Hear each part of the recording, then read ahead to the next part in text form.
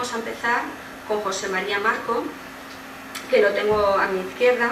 Él es doctor en Medicina y Cirugía, es catedrático de secundaria en especialidad de procesos diagnósticos clínicos y productos ortoprotésicos y actualmente desde 2005 es director de la Agencia de Cualificaciones Profesional de Aragón. Gracias.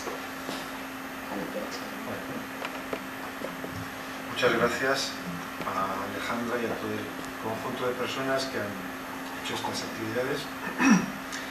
Y en primer lugar me gustaría agradecer el hecho de que nos hayan llamado a una parte de la mesa procediendo el ámbito de la formación profesional, que desde luego es un ámbito bastante poco conocido en la sociedad en general y en la universidad en particular, pero creo que vamos a tener ocasión de dar mucho que hablar.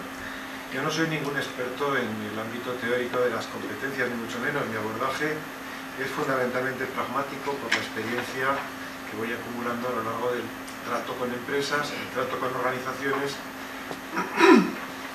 y el trato con trabajadores. Por tanto, yo no puedo hacer una descripción exhaustiva ni dar una clase magistral sobre las competencias. Voy a intentar hacer unas cuantas reflexiones que nos hagan replantearnos algunos puntos de partida que a lo mejor tenemos muy asentados y muy claros en estos momentos. Ahora todo el mundo habla de competencias, estamos hablando de competencias profesionales, estamos hablando de competencias clave, como ha nombrado ya Alejandra, para la periodicidad permanente, hablamos de competencias de todo tipo.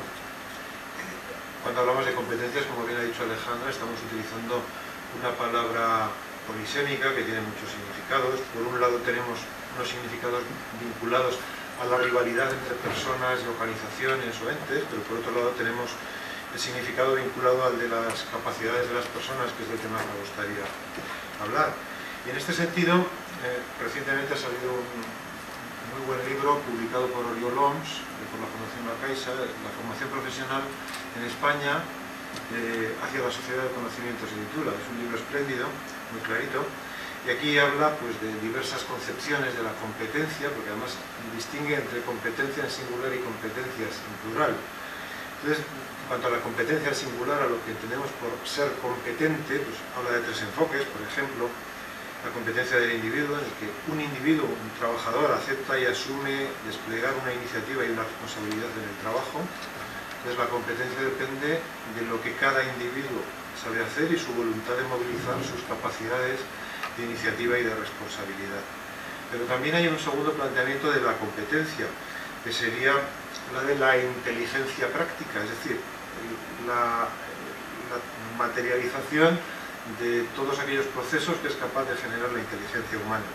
Esta inteligencia práctica sería la capacidad de poder comprender las situaciones, transformarlas por acción de esa misma inteligencia, y entonces nos basaríamos, este segundo planteamiento de la competencia se basaría en el planteamiento basado en los conocimientos. Yo soy capaz de movilizar una serie de conocimientos para transformar una situación y conseguir al final unos resultados. Pero también habla de un tercer planteamiento que tendría una dimensión colectiva. El trabajo en una empresa, en una organización, no es la suma de los trabajos individuales, no es una relación individual entre la persona, la máquina, la herramienta, el producto final, sino que coincidiría un conjunto de actores, un conjunto de individuos que van desarrollando cada uno lo mejor de sí y al final dan un resultado determinado. Estaríamos hablando de una competencia, por tanto, entendida en un sentido colectivo. Pero bueno, realmente en estos momentos las empresas y toda la sociedad están en una situación de cambio. Han cambiado. Se han modificado las tareas que tiene que realizar el trabajador al incorporar la tecnología en muchísimas de esas tareas. Entonces, la gestión de las incidencias que surgen se ha convertido en una de las claves de la productividad de las personas y de las empresas y de las organizaciones. Ya no se evalúa al trabajador por realizar unas tareas prefijadas, como se hacía en la época industrial, sino se valora al trabajador por su capacidad de resolver correctamente, y es importante esto de correctamente, y en el mínimo tiempo posible las incidencias que de todas formas siguen ocurriendo en el proceso productivo por muy tecnologizado que esté. En este contexto, por tanto, el trabajo pasa de ser algo mecánico y repetitivo a ser una acción experta de un individuo ante las incidencias que surgen. Y es el trabajador quien tiene que movilizar sus capacidades en relación con otros agentes para resolver los retos que plantean las eventualidades que van surgiendo. Por tanto, en este nuevo contexto, un valor importantísimo es la iniciativa. Y esto nos vale para cualquier trabajo. Desde el trabajo de un piloto, que ante una situación de emergencia tiene que reaccionar poniendo en marcha sus conocimientos, a lo que tiene que hacer pues, un guía turístico o cualquier otra persona, cualquier otra profesión que tiene que movilizar sus conocimientos para adaptarlos en función de las circunstancias que vayan aconteciendo. Por tanto, bueno, se habla hoy en día de muchas clasificaciones, de muchas taxonomías, pero la verdad es que yo por lo menos no conozco ningún consenso acerca de una taxonomía general de competencias. En general, cada organismo establece su propia clasificación de competencias en función de la finalidad de su trabajo, de su desarrollo profesional.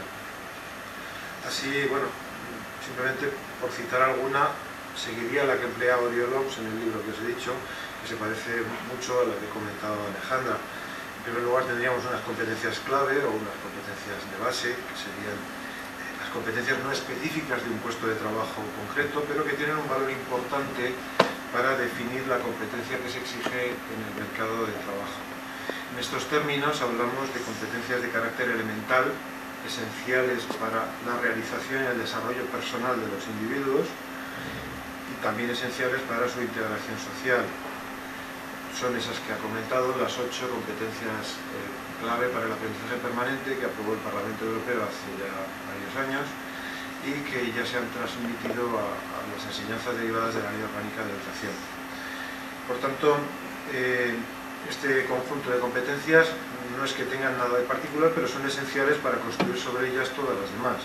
Necesitamos una capacidad de expresarnos en varias lenguas, tenemos que tener una competencia matemática básica, una competencia para poder aprender de manera autónoma importante, tenemos que tener una competencia para manejarnos en el ámbito de las ciencias de manera básica, tenemos que tener una cierta competencia matemática, tecnológica, etc. En segundo lugar, tendríamos las competencias sociales o transversales, los dos nombres se pueden encontrar por ahí, para un conjunto de competencias de carácter personal relacionadas con la capacidad de comunicarse, de tener iniciativa, de trabajar en equipo, de resolver problemas.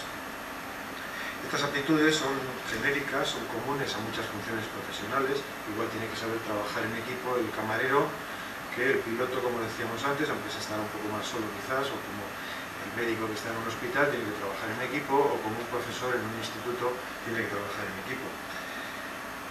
Son comunes con muchas profesiones distintas, por tanto, y están relacionadas con esos nuevos requisitos, esas nuevas exigencias que plantea el mundo del trabajo. Hoy en día ya no se pide tanto que uno sepa hacer muy bien una tarea muy fina, muy delicada desde el punto de vista manual, sino que sepa combinarse con el resto de los compañeros, trabajar en equipo, actuar buscando el beneficio máximo de la organización en la que uno está inmerso. Entonces se pretende que los programas formativos vayan incluyendo este tipo de competencias y las contemplan, y en formación profesional se contemplan como resultados de aprendizaje y se plantean al mismo nivel que las competencias de tipo específico o técnicas que se exigen para determinadas profesiones. En tercer lugar, tendríamos las competencias técnicas o específicas, que son las vinculadas específicamente a la preparación en un campo profesional, que evidentemente son muy importantes y estas sí que van vinculadas a cada formación, a cada adquisición individual de competencias en un campo técnico en concreto que se hayan adquirido. En este sentido, los títulos de formación profesional nuevos sí que formulan al comienzo de la definición de cada título una competencia general, define cuál es la competencia general y también define las competencias profesionales, personales y sociales